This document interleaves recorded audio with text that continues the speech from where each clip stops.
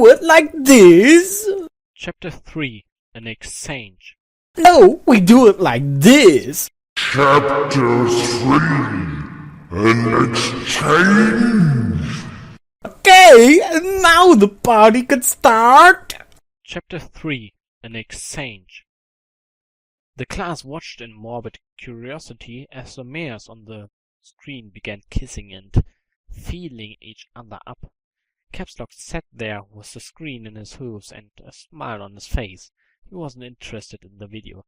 He was interested in his classmates' reaction. "I don't get it," Snips whispered. "Is something supposed to happen?" "Just wait," Caps Lock replied, trying not to laugh. The class leaned in closer to the screen, and their faces turned into disgust. Why is she doing that?" Snips asked, unable to look away from the screen. "Wait, what? No! Caps Lock burst out in laughing as every pony watching the screen began gagging and screaming. Several threw up right on the floor.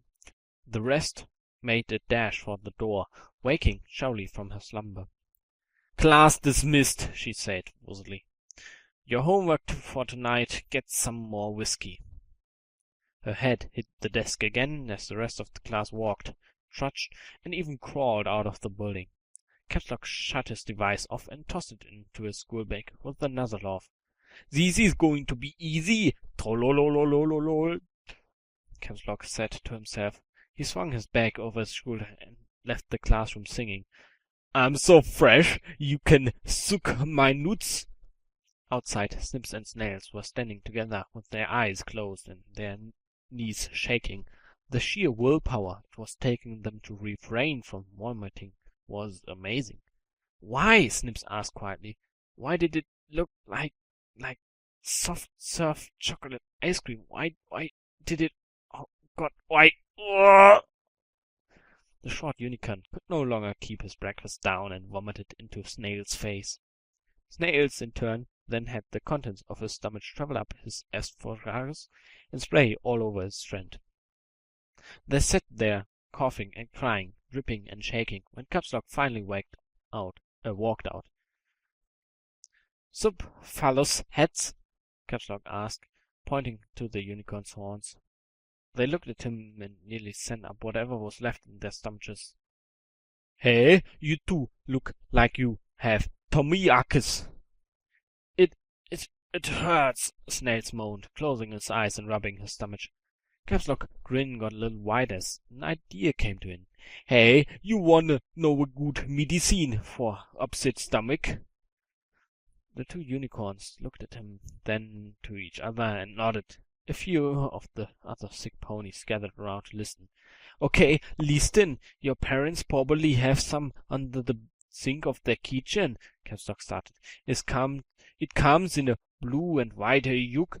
Red label says Bleach on it. Works like a charm." How does it taste?" Snails asked wearily. "It tastes like bleach, do," Caps Lock replied, rolling his eyes. But what does bleach taste like?" Snips questioned. "Bleach! It tastes like bleach!" Caps Lock replied once more loudly and calmly. "Just drink some. You'll feel better." The ponies dispersed, muttering amongst themselves, but feeling better, knowing all they had to do was drink some bleach to feel better. Caps Lock, feeling extremely accomplished, decided he was going to go home and play some Battle Stallion 3. Caps Lock was reaching into his school bag for his helmet when he saw the shadows of 3 fillies standing over him. "Gentle Maris?" he asked, looking up with the big smiles. "What's wrong with you?" Applebloom asked, looking at the colt angrily. "Why did you cut Sweetie's mane?" "And why did you show that gross video?" Sweetie Belle asked shrilly. I don't want to talk about the video," Scootaloo mumbled, holding her stomach and closed her eyes. "Why does any pony do anything?" Caps Lock asked, putting his helmet on and clicking the straps. "For the lulz." The CMC, not happy with his answer, followed him to the tree Scootaloo always left her scooter under. Next to it was another scooter, only this one had some strange attachment. There were two large U magnets, one on the front of the handlebars and one suspended in the front of that. The two magnets were facing each other and made for a very odd sight. On top of that, there were flashlights on either side of the scooter, pointing backwards. Oh my god. That was troll science, so if you don't know troll science, just Google it. It's, yeah. Back to the story though. Unless you noobs have something for me, we're done, Caps Lock said, hopping onto his scooter. He flipped on the flashlights and prepared to travel faster than the speed of light with no effort required. The CMC watched as the odd pony scooted away, still using his hooves to achieve forward motion. Ah, what's this deal? Sweetie Belle groaned angrily. He's so weird, Applebloom added in. I'm going to be sick, Skoolo gurgled. The poor filly couldn't keep it from throwing up any longer and collapsed to the ground. Why did they kiss after? Jolie stumbled out of the schoolhouse and looked around at the puddles of vomit that covered the schoolyard. After a short pause, she bent over and added to it, throwing up her liquid breakfast of coffee and whiskey, and then she passed out, face first into the puddle. Come on, girls, Applebloom said, trying not to look at her inebriated teacher. If any of you know what the word inebriated means, let me know in the comments. Back to the story though. Let's go see if Reggie can fix Sweetie's mane and maybe tell us something about Caps Lock. I'm so fresh you can suck my nuts. I'm so fresh you can suck my nuts. Caps Lock continued to sing the inappropriate tune as he rolled through the Pony-Belt streets. He had come to a stop when Diamond Tiara and Silver Spoon stepped out in front of him, devious smiles on their face. Hello, Caps Lock, Diamond Tiara said, looking over the coat's strange side.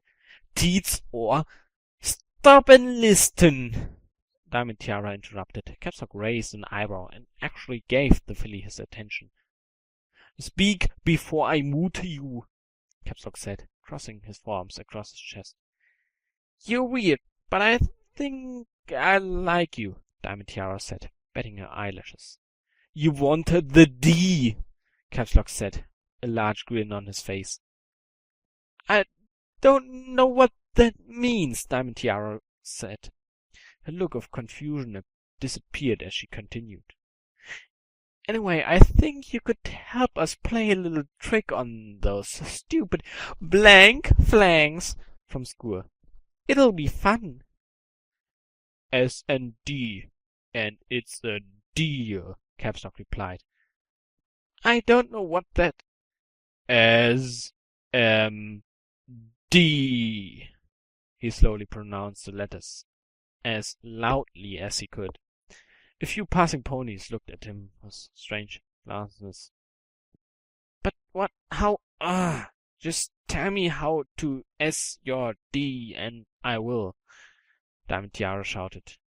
Caps Lock grinned and smoothly replied. Soft and slow.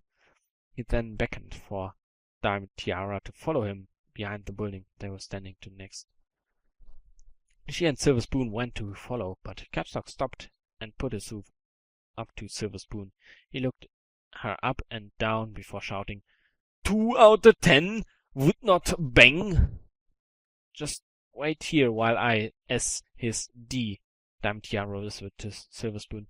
Oh, that sounds so stupid, she shouted, turning to Caps Lock. What does it even mean?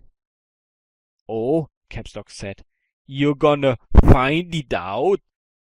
And the author did leave an author's note after this third chapter of his. The author note reads, This chapter is completely inappropriate, and I hope you enjoy it. Important notes in capital letters. The bleach thing is dark, I get it, but I will not be killing any ponies in this story. The issue gets resolved in the next chapter. and there will be no club.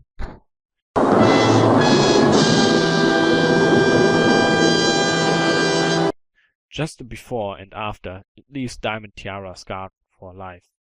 You want anything else? Yo, why of course we want something else, yo.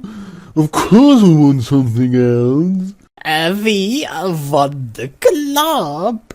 And that was the third chapter of this piece of shit.